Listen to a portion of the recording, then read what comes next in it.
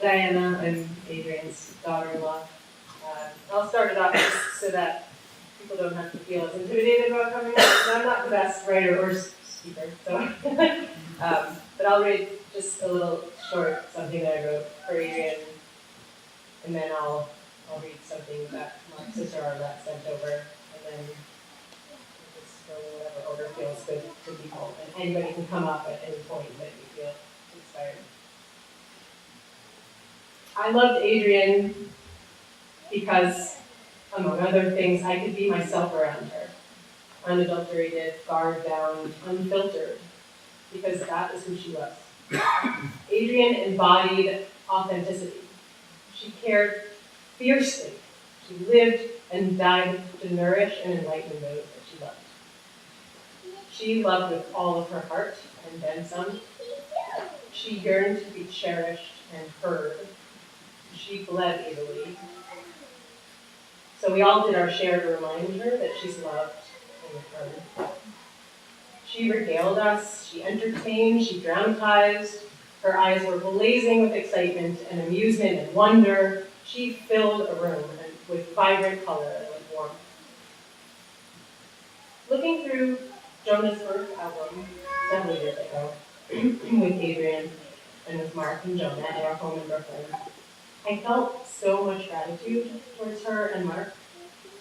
We read journal entries that they had recorded right after Jonah was born. How madly in love they both were with their new son. How gentle and full of wonder and amazement and joy they were and have continued to be for the last 41 years. And how much that love sustained Adrienne. I felt and feel so grateful, so deeply grateful to her for that. And so connected to Jonah, because that is something that Jonah and I have in common. We've both been so incredibly loved, which is the most profound of gifts that you can have in life. And this has helped Jonah and I to cultivate and sustain our loving relationship as well.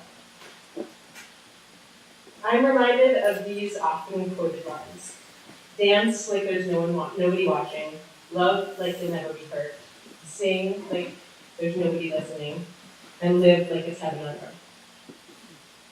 Thank you, Adrienne, for your authenticity, for your fierce love, for your nurturing, and for your time.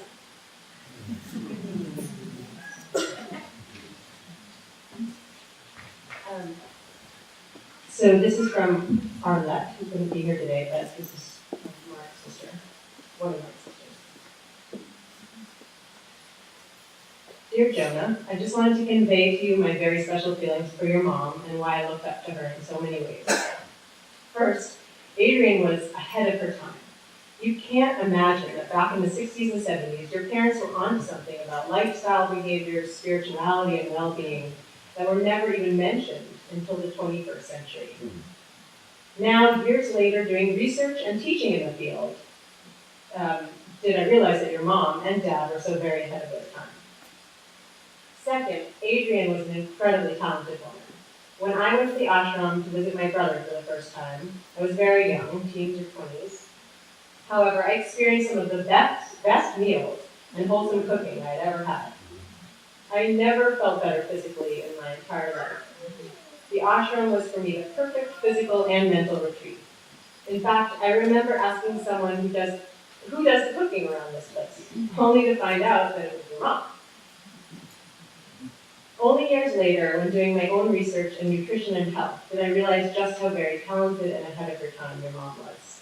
I visited the ashram just after you were born, and one afternoon I asked Adrienne if I could take you for a walk around the premises. I remember holding you in my arms and thinking you were going to be the healthiest baby ever. My guess is that you were. Third, I always wondered how your mom knew so much about nutrition. I studied it, read articles day and night. I did research. It took me years and years to build a knowledge base in the field that was always changing.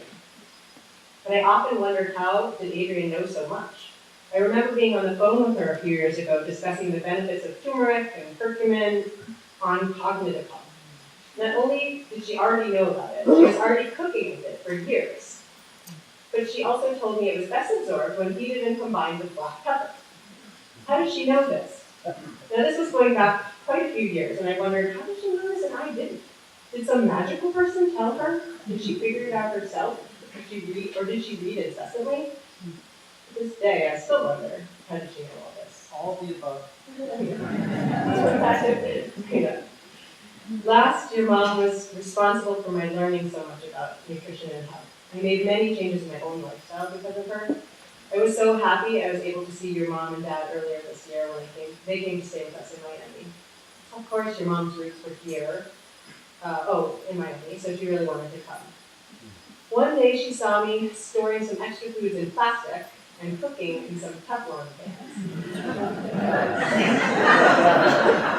Well, after quite the interesting lecture, everything changed. And of course, I replaced my plastic with glass storage containers. I'm also happy to say that I am now the proud owner of top-of-the-line ceramic cooktop. She just had a way of teaching me that really resonated and stuck with me. I didn't see her very much, but whenever I did, I always learned something new.